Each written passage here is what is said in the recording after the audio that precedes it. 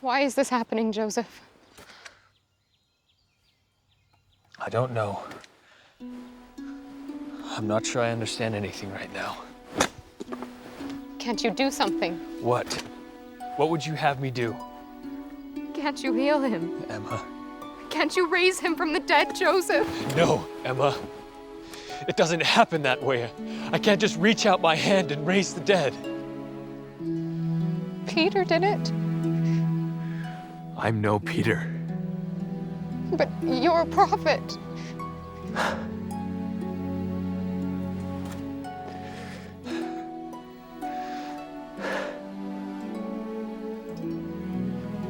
Did you not see God?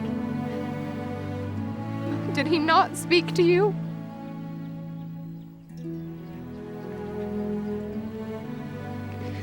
Yes, he did. But he doesn't speak to me now.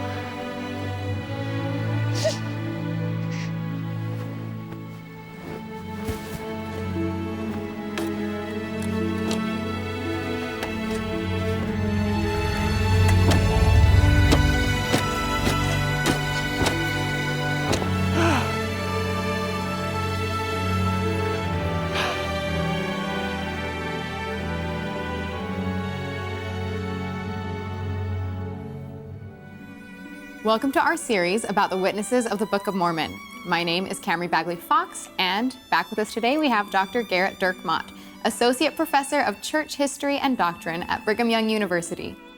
I recently had the opportunity to play Emma Smith in the movie Witnesses. That experience was both fascinating and enlightening, but it left me with a lot of questions. And that is why I have invited Dr. Dirkmaat to join me. Thanks for being here. Excited to be here. As we look at prophets today and leaders today, we can see that they have shortcomings and they're not perfect people, but for some reason, Joseph Smith has been heralded as this perfect prophet, which we know he wasn't. But why do you think that's the case, and why is that damaging for us to have that belief? Look, it's a very natural response to knowing that the reason why what I believe is so different than the rest of the Christian world is the revelations that come through Joseph Smith. You're right, we can get to the point where we start to think of prophets as almost superhuman people who, well, they never made any mistake. And then if we find out that they made any at all, like, what do you mean Joseph Smith was angry? How could he ever possibly be angry? It can totally derail people. My thought in my mind is that Joseph was never angry. Well, then you haven't really read a whole lot of what Joseph Smith said and did. So I think it's important that we allow for the fact that prophets past, prophets present, they're men. They are at least like us in the fact that we are all sinners and we all fall short of the glory of God. And that without, some kindness and some grace on our part, we can always find something negative about them. Joseph Smith himself will say, I never said I was perfect, but there's no error in the revelations which I've given to you. Joseph is pretty upfront with people in his time that he has faults, that he is not perfect. And the problem is, as soon as he said that, people were like, he doesn't seem to be perfect. And they would still, want him to be perfect and then be angry if he wasn't. And, Joseph is someone who makes mistakes, but he's also someone who very quickly recognizes his mistakes and asks God to forgive him, which is, hopefully what we can all aspire to do. So I think that Latter-day Saints should welcome the fact that the leaders of their church are struggling through the difficulties and questions of life and this mortality the same way that they are. That God has given them a special calling that allows them to receive revelation for the church, but that's not the same thing as knowing every single thing. And we have to give them that grace. I love that. I think a lot of times we tend to almost idolize the prophets, current and past. And I think that's probably not beneficial for anybody to think, oh, well, they are such a righteous being that nothing they ever do is going to be wrong. I think it's much more helpful, for me at least, to think of them as humans who can make the same mistakes and can receive the same personal revelation that you and I can receive. I think that's very good to learn about Joseph and the things that he did in history. And that way you can, it's easier to relate to someone like that someone who, look, the first years of Joseph Smith are not, expressions of how perfect he is. The whole reason he's praying in the first place to have the angel Moroni appear to him is that he feels this weight of sin. He's seen God and Jesus, and yet he's still a teenager, right? And so he has that weight of sin on him, and he's praying again for forgiveness when the angel comes. And here the angel shows him in vision where the plates are, tells him how important this is. Joseph goes out to find them. That angel's appeared 3 times in one night, once the next day. The angel is there again when he goes to get the plates.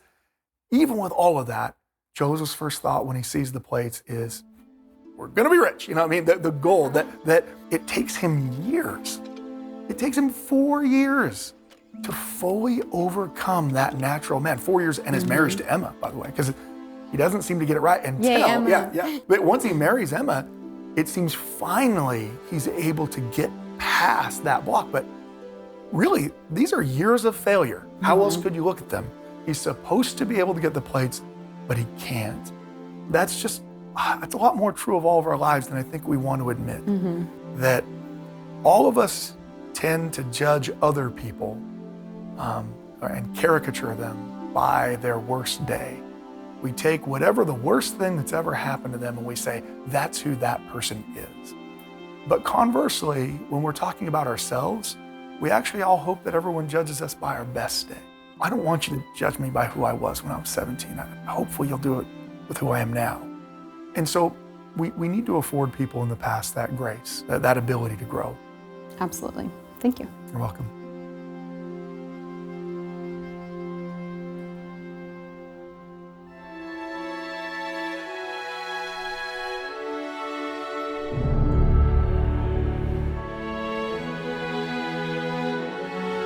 Joseph was dead, the young church balanced on a razor's edge. For grieving saints, there was no tested path, no definitive word on who should lead. But mere hours following Joseph's death, some began to campaign, while others looked for revelation from God.